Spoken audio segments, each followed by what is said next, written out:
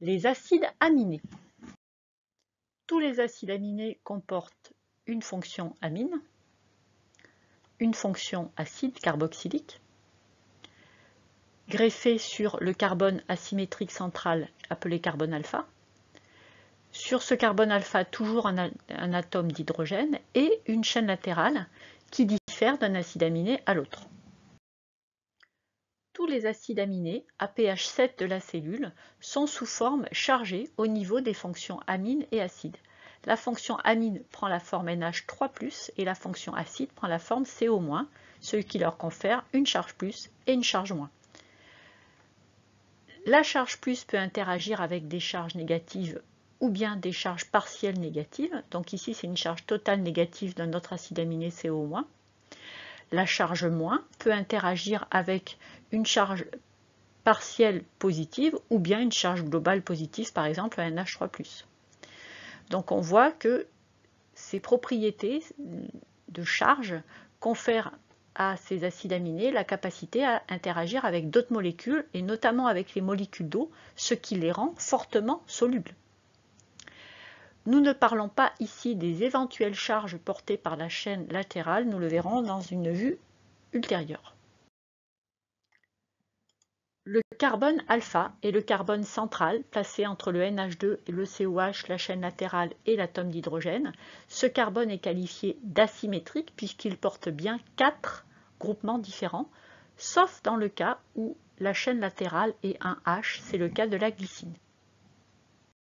Je vous propose un petit test avant d'aller plus loin.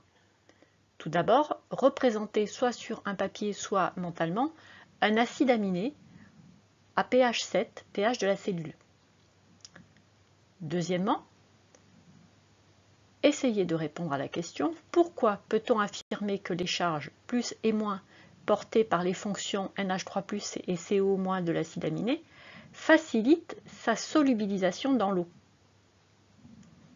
Enfin, pourquoi le carbone central alpha est-il qualifié de asymétrique?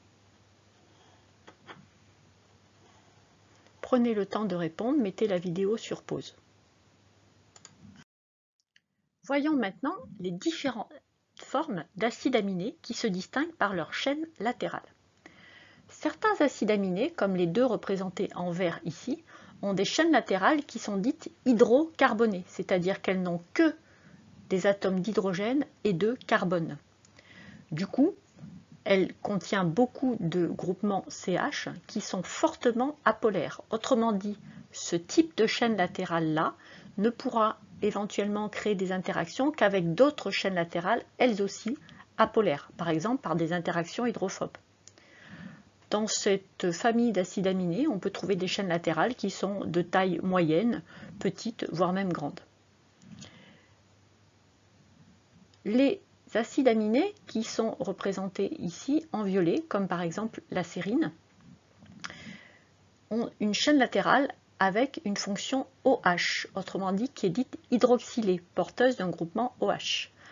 La fonction OH porte des charges partielles, delta- sur le O, delta+ sur le H, ce qui fait que cette chaîne latérale peut interagir avec d'autres chaînes latérales, elles aussi polaires, soit porteuses de charge delta+, delta-, soit carrément de charge totale plus-moins.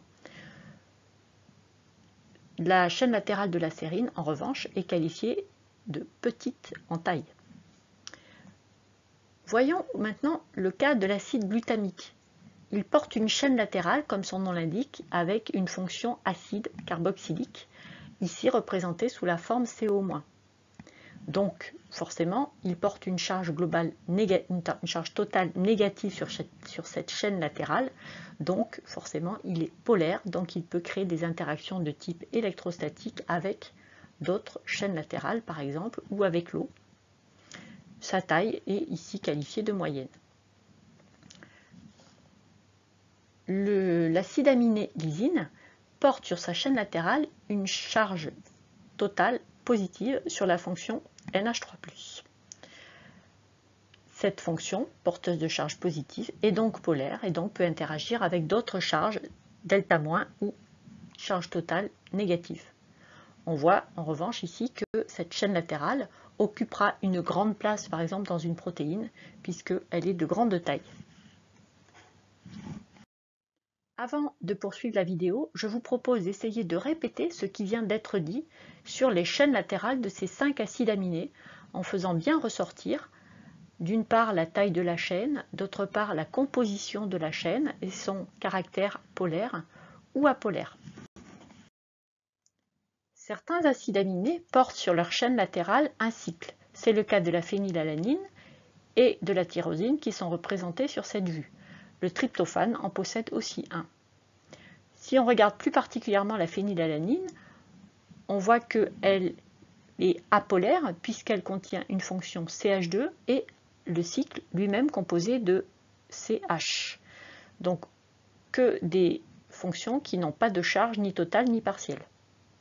Elle ne peut donc créer que des interactions de type hydrophobe avec d'autres chaînes latérales.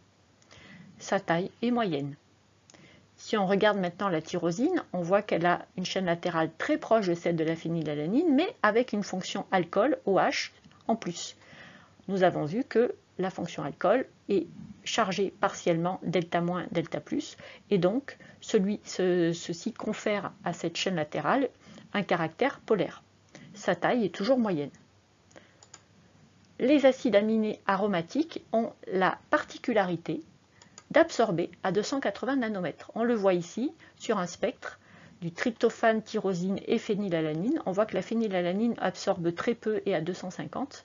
Donc c'est surtout le tryptophane et la tyrosine qui absorbent fortement à 280 nanomètres. Et ce sont ces résidus-là d'acides aminés qui, une fois incorporés dans les protéines, confèrent aux protéines la capacité d'absorber elles aussi à 280 nanomètres. Avant d'aller plus loin, essayez de répondre aux questions suivantes. Quelles sont les particularités des acides aminés aromatiques? Est-ce que toutes les protéines, quelle que soit leur composition en acides aminés, peuvent absorber à 280 nanomètres? Prenez le temps de répondre, mettez la vidéo sur pause si besoin.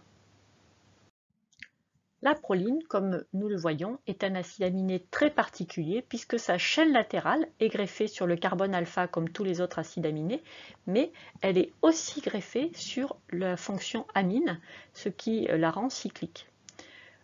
Elle ne contient que des fonctions CH2, donc elle est complètement apolaire et sa taille est moyenne. Merci, c'est la fin de cette vidéo.